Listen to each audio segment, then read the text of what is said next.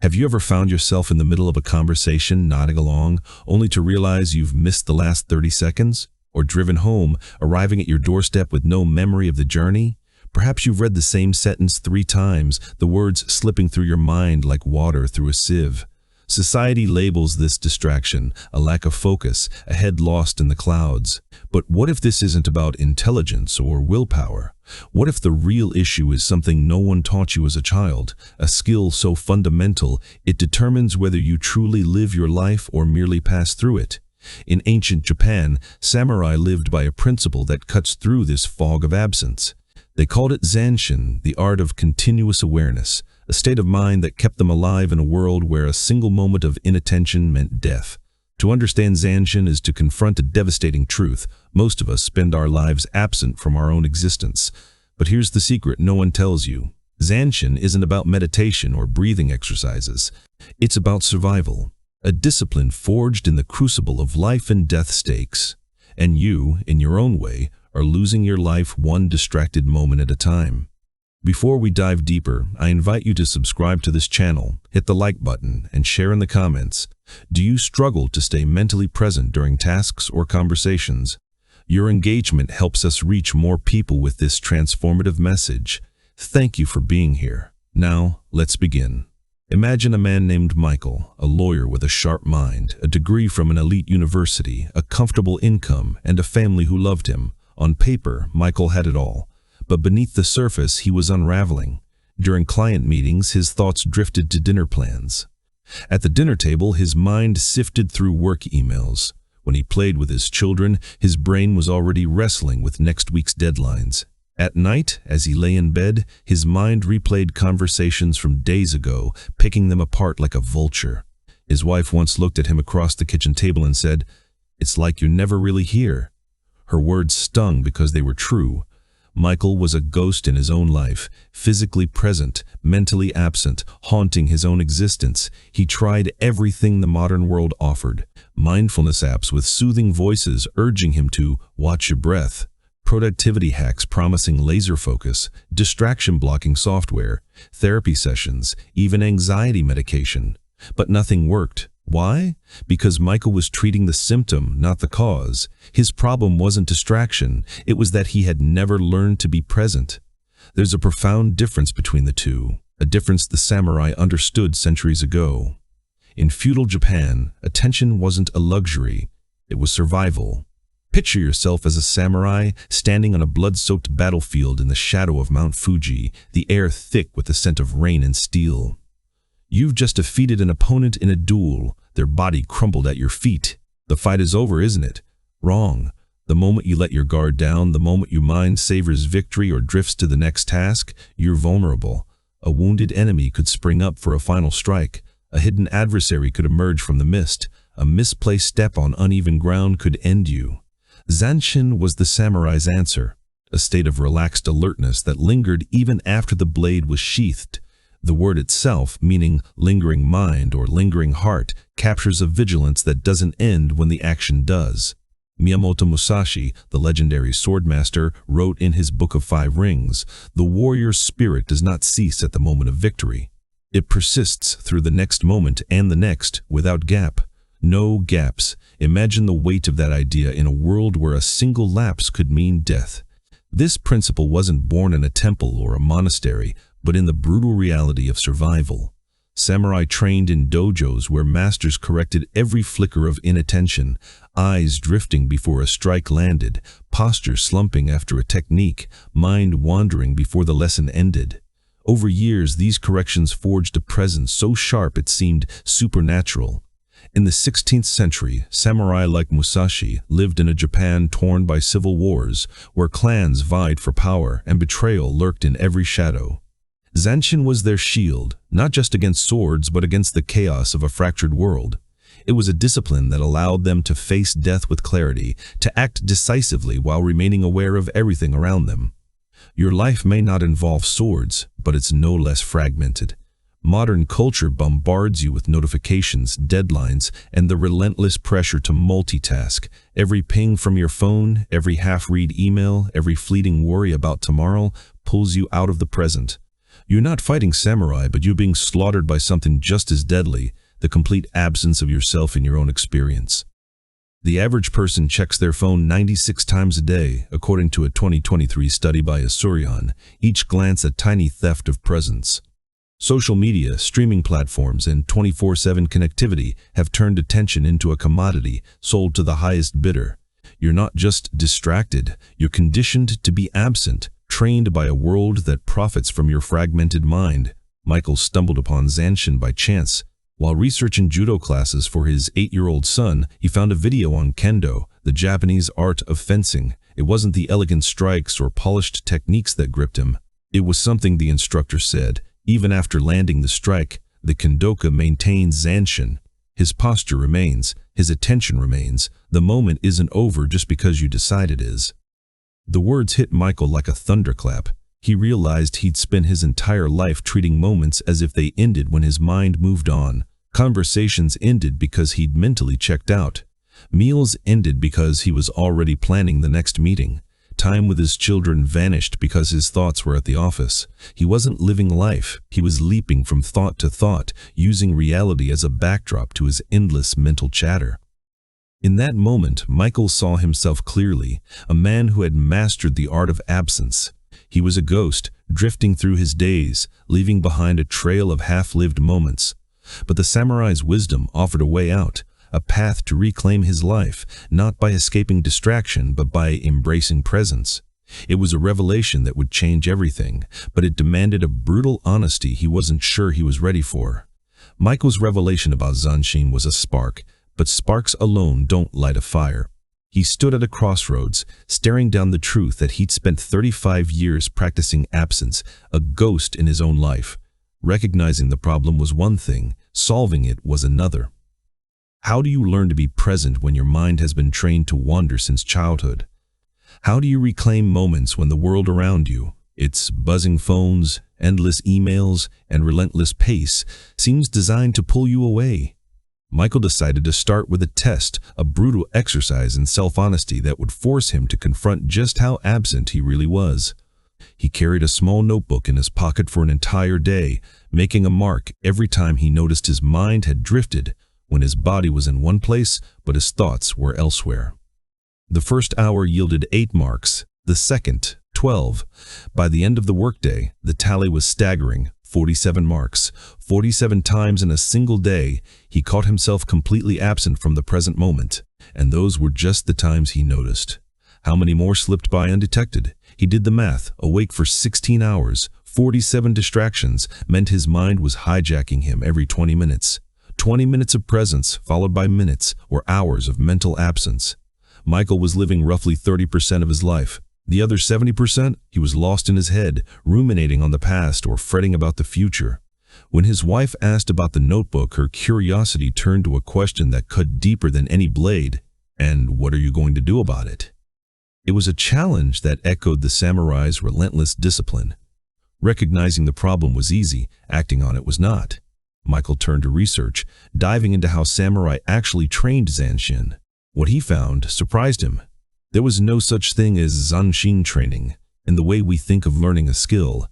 Zanshin wasn't a technique you practiced in isolation, like swinging the sword or memorizing a kata. It was a layer woven into everything you did, a quality of attention that masters cultivated through thousands of tiny corrections. In traditional dojos, students were disciplined for every lapse, a glance away before a strike landed, a relaxed posture after a technique, a wandering mind before the master's dismissal. Over years, these corrections built a presence so sharp it seemed to bend time itself. This wasn't about sitting cross-legged in a temple or chanting mantras. It was about relentless awareness, forged in the heat of action. Historical records of samurai training, like those described in texts such as The Book of Five Rings by Miyamoto Musashi, reveal that Zanshin emerged from constant vigilance. In 17th century Japan, samurai faced not only battlefield dangers but also political intrigue and sudden ambushes. A moment's inattention could mean death, not just from an enemy's blade, but from a misstep in a culture where honor and loyalty were scrutinized. This historical context gave Zanshin its edge. It was less about serenity and more about survival, a way to stay alive in a world that never stopped testing you. Michael realized he didn't have a dojo master to correct him, no one to call out his wandering mind in the middle of a meeting or a family dinner. So, he created his own system, return anchors.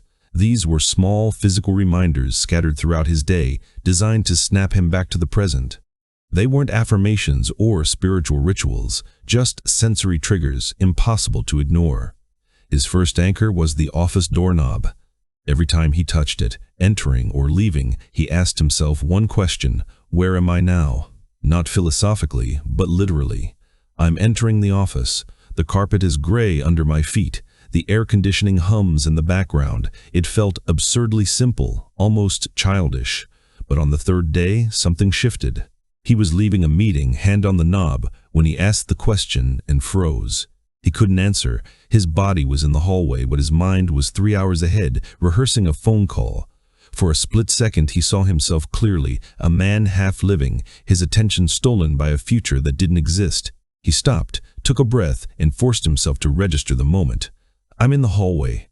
I just left a meeting with Jennifer. My hands are holding my laptop. I hear someone on the phone 2 rooms away. 5 seconds of deliberate presence. Nothing mystical, just being where his feet were. He added more anchors.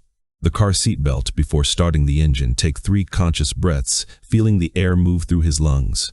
The dining room chair, before eating, notice the colors of the food on the plate. The deep red of tomatoes, the glossy green of spinach. The bed, before sleeping, feel the weight of his body sinking into the mattress for 10 seconds. These were tiny islands of presence in an ocean of distraction. Each anchor was a rebellion against the modern world's assault on attention, a world where, according to a 2024 study by the University of California, the average person's attention span has dropped to 47 seconds on digital devices, down from 2.5 minutes 2 decades ago. Michael was fighting not just his own habits, but a culture engineered to fragment his mind. The science backed him up. A Harvard neuroscientist, studying attention for nearly 2 decades, found that the human brain spends 47% of its waking hours wandering, thinking about the past, the future, anything but the present. This default mode network, as it's called, is hardwired to simulate scenarios and process memories, a survival mechanism from our ancestral past. But there's a catch. The more your mind wanders, the less happy you report being. It's not what you're doing that shapes your joy. It's whether you're truly there while doing it. Michael wasn't just fighting distraction, he was fighting for his happiness, for his life. The change came slowly, but others noticed it first. One evening during dinner, his wife paused mid-sentence, her fork hovering over her plate. "You're really listening to me," she said, not as a question, but as a revelation. There was something new in his eyes, a clarity, a presence. For the first time in years, he was there, not just physically, but fully, hearing her words, seeing the way her face softened as she spoke. It was a small moment, but it felt monumental, like reclaiming a piece of himself he'd lost long ago. But presence wasn't all peace and clarity. By the 3rd week, Michael hit a wall, a silent war within himself. His brain fought back, resisting the discipline of Zanshin. One morning he was savoring breakfast, truly present with the warmth of his coffee, the crunch of toast, the tang of orange juice. Then, out of nowhere, a wave of anxiety crashed over him. No reason, no trigger, just a restless urge to check his phone, to plan the day, to escape the moment. His mind was rebelling, punishing him for staying present.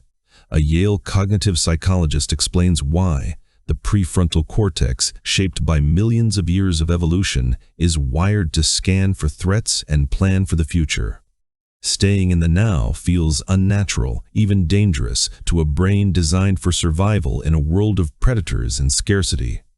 Michael's discomfort wasn't weakness, it was his biology protesting. He almost gave up. Presence wasn't bringing calm, it was stirring unease. Every time he lingered in the moment, his brain threw up distractions, random thoughts, sudden worries, the itch to move on. But then he remembered the samurai. Zanshin wasn't about comfort, it was about power.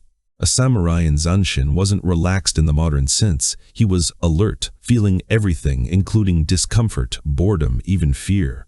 The difference was that he didn't flee those sensations. He observed them, let them pass, and stayed present.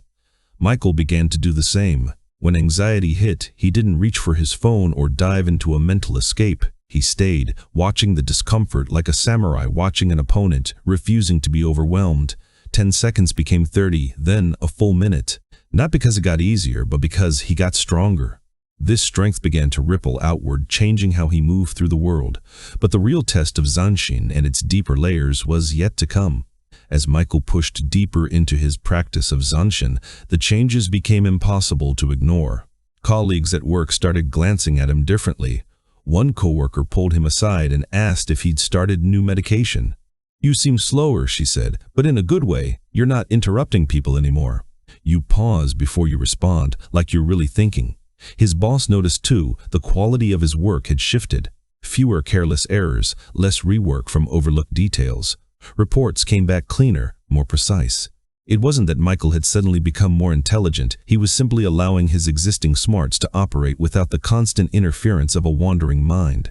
But the most profound shifts happened at home. One evening, his 8-year-old son was recounting a school story, his small hands gesturing wildly.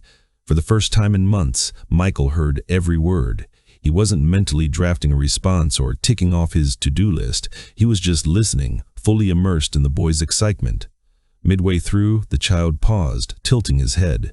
"Dad, are you okay?" "Yes. Why?" "You're looking at me differently." Michael swallowed hard. How do you explain to a child that you finally learned to be in the same room as them? It was a quiet victory, but it carried the weight of years of absence. As he practiced more, Michael began to see the world's epidemic of absence with startling clarity. Meetings buzzed with people who were there in body only, their minds elsewhere.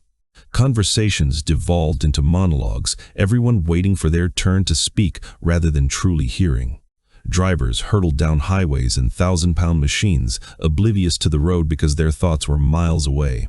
It felt like stepping out of the Matrix. Once you see the illusion, you can't unsee it. At a restaurant one night, he watched a couple at the next table. Utter silence, both glued to their phones, their meals growing cold.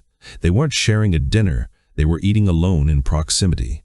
Michael realized he'd been that person for years, his wife dining solo while he mentally lingered at the office, his children playing in a void while he sat nearby but absent. How much irreplaceable time had he squandered in his own head? Historical accounts of samurai life, drawn from texts like the Hagakure by Yamamoto Tsunetomo in the 18th century, reveal a similar disdain for half-hearted existence. Samurai were admonished to live with full intensity, treating every interaction as if it could be their last, in a society where death was a constant companion. This cultural imperative amplified Zanshin, turning it into a philosophy of total engagement. By the 7th week, Zanshin faced its ultimate test. Michael was commuting to work when a car veered into his lane without warning. He slammed on the brakes, heart pounding, adrenaline surging. Normally, this would hijack his day. 20 minutes of mental replays, imagined confrontations, what-ifs spiraling into hours of rumination. But this time, something different unfolded. He noticed the thoughts rising. That idiot could have killed me. What if I'd crashed? Yet he didn't chase them. Like clouds drifting across a clear sky, he let them pass, returning to the present, hands gripping the wheel, feet on the pedals, eyes scanning the road. His breathing steadied. The incident lasted 5 seconds, recovery took 30. This was Zanshin in its essence, not avoiding distraction, but returning swiftly when it strikes. It's not about never letting your guard down, it's about raising it again before the lapse turns fatal. Michael began timing his recoveries, how long between noticing a wander and snapping back. The first week averaged 2 to 3 minutes, sometimes hours. By the second, 1 minute. 4th week, 20 to 30 seconds. 8th week, 5 to 10. He wasn't getting less distracted, he was getting faster at reclaiming presence. And that shift transformed everything. Because life isn't defined by epic events, but by seconds, micro-choices, accumulated acts of attention or neglect that shape a legacy of fulfillment or regret. 3 months in, Michael unlocked a deeper layer of Zanshin. During a high-stakes meeting, he was fully attuned to the discussion, yet simultaneously aware of the entire room. A colleague shifted uncomfortably 3 chairs away. The team lead discreetly checked their phone. The door creaked open, altering the room's temperature. He wasn't distracted by these details. He encompassed them, his awareness expanding like a ripple in still water. This wasn't mere focus. It was metsuke, a samurai term for seeing everything without fixating on anything. In martial arts, masters trained this peripheral vision to perceive opponents while noting surroundings, shadows, footing, potential threats, all without losing central intent. Historical samurai training manuals, such as those from the Yagyu Shinkage Ryu school in the Edo period, describe Metsuke as a gaze that embraces the whole, allowing instinctive responses in chaotic battles. It's not multitasking, which fragments and dilutes its profound presence that naturally widens to include more. Michael tested this while driving, expanding beyond the car ahead to mirrors, dashboard, engine hum, all held in effortless awareness. He drove safer, reacted quicker, anticipated hazards not through strained effort, but through complete presence. At home, it shone during a conversation with his wife while the kids played nearby. Previously, he'd toggle between them, failing at both. Now, he listened deeply to her while sensing the children's laughter awareness, not divided, but amplified. "You seem clearer," she said, "like you're completely here." She was right. 4 months after his notebook experiment, Michael retook the test, a full day counting absences. The number plummeted from 47 to 8. Not perfection, that's unattainable, but real change. Journaling that night, he realized Zanshin wasn't about excelling at tasks, it was about showing up for them. Presence let his natural ability shine, reduced stress not by easing life, but by confining worries to imaginary timelines, and made him fully inhabit his existence. A Zen monk with 40 years of practice captured it in an interview. Zanshin is life lived with the attention you'd give if every moment were your last, not from fear but respect. Respect for the instant, for those sharing it, for yourself. 6 months later, in a park watching his son's soccer game, Michael embodied this. Amid distracted parents, half on phones, half chatting, he was utterly there, every kick, every cheer, the sun warming his skin. No recording for later, no mental drift to work or dinner, just presence. His son glanced from the field, smiled, and waved. A simple gesture Michael truly saw because he was looking. How many such moments had he missed over 35 years? You can't reclaim the past, but you can halt the waste of what remains. This is Zanshin's promise, brutal in its honesty, beautiful in its redemption. You're not flawed or deficient. You were never taught to anchor where your feet stand. Our culture idolizes multitasking, speed, forward leaps, turning life into a blur of unexperienced arrivals. Zanshin is no shortcut. It's a lifelong commitment to now. Practice it, and you cease being a spectator in your story. Others sense it, a subtle shift, an undeniable there-ness. You taste aliveness most never know, being vital while you live. The choice is yours in this breath. Are you here or absent, awaiting some future start? Time doesn't pause, moments vanish, loved ones change.